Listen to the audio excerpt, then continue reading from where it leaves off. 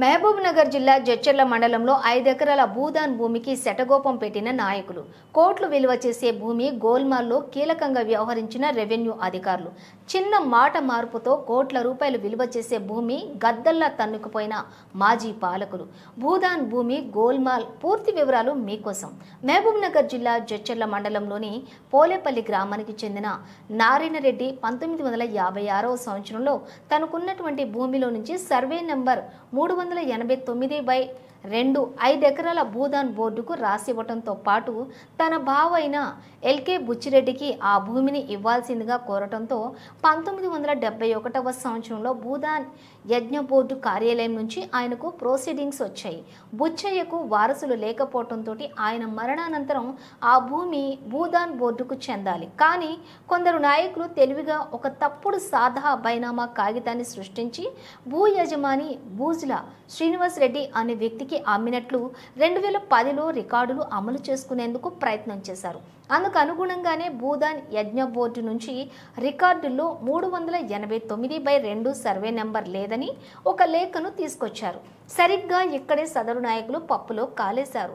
బూజుల శ్రీనివాసరెడ్డి 2009లో ఒక title deed వేసి Jadcherla sub registrar కార్యాలయంలో కరుకొండ శ్రీనివాసరెడ్డి అనే వ్యక్తికి జీపీఏ చేశారు.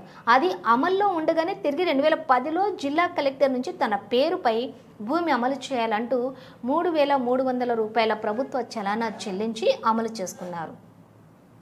2019లో సర్వే నంబర్ 389/2లో గల 5 ఎకరాల భూమి విస్తీర్ణం గల భూదాన్ భూమి గురించి ఎన్ఓసి పొందడానికి గాను ఆన్లైన్లో దరఖాస్తు చేసుకున్నారు.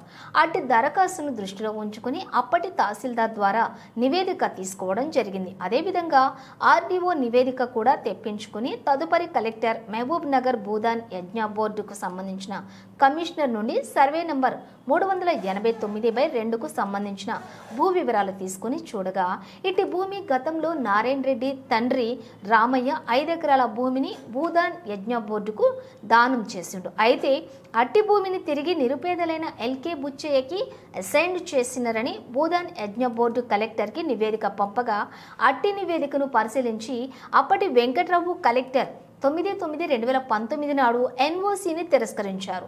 సంవత్సరం తర్వాత ఎన్ఓసి రెండోసారి కలెక్టర్కి దరఖాస్తు చేయగా అట్టి దరఖాస్తు విషయంలో నివేదికను తహసీల్దార్ లక్ష్మీనారాయణను అడగ్గా తహసీల్దార్ వాస్తవాలను దాచుంచి భూదాన్ భూమికి సంబంధించిన ఎలాంటి పాత్రలు అలాగే జతపరచకుండా తప్పుడు నివేదిక కలెక్టర్కు సమర్పించాడు.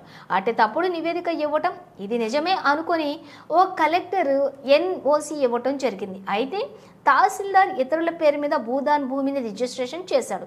ఇదే సమయంలో జడ్చర్ల తహసీల్దార్ కార్యాలయంలో డిప్యూటీ తహసీల్దార్గా విధులు నిర్వహించేందుకు లక్ష్మీనారాయణ వచ్చారు. ఇక్కడ విధులు నిర్వహిస్తూనే ఆయన తహసీల్దార్గా పదోన్నతి కూడా పొందారు. ఇంకేముంది, కిష్టారం గ్రామానికి చెందినటువంటి ఒక నాయకుడు శ్రీనివాసరెడ్డి పేరు మీద భూమి అమలు కోసం చక్రం తిప్పారు. మొదట ఆయన భూమి రెవెన్యూ రికార్డులో భూదాన్ అని రాయడంతో పాటు ప్రోహిబిటెడ్ లిస్టులో ఉందని జిల్లా కలెక్టర్కు నివేదించారు. దీంతో కలెక్టర్ విచారణ చేసి పూర్తి వివరాలు తెలపాల్సిందిగా ఆదేశించారు. ఇక్కడే అసలు కథని రచించారు. అదేంటంటే రికార్డుల్లో ఉన్నటువంటి భూమిని భూదాన్ భూమి అని రాయకుండా కేవలం ఇది ప్రభుత్వ భూమి కాదు అని చిన్న మాట మార్పుతో మొత్తం కథను మార్చేశాడు.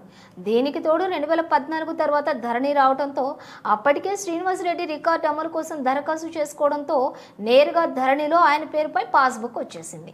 ఇంకేముంది, తానుకున్న తెలివితేటలతోటి సదరు తహసీల్దార్ భూమి వేరే వాళ్లకు రిజిస్ట్రేషన్ చేసేందుకు రంగం సిద్ధం చేసి తాను ఎన్నికల సమయంలో ఇక్కడి నుంచి బదిలీపై వెళ్లిన వెంటనే ఇన్ఛార్జ్ తహసీల్దార్తో రాత్రి 8:30 రిజిస్ట్రేషన్ చేయించారు.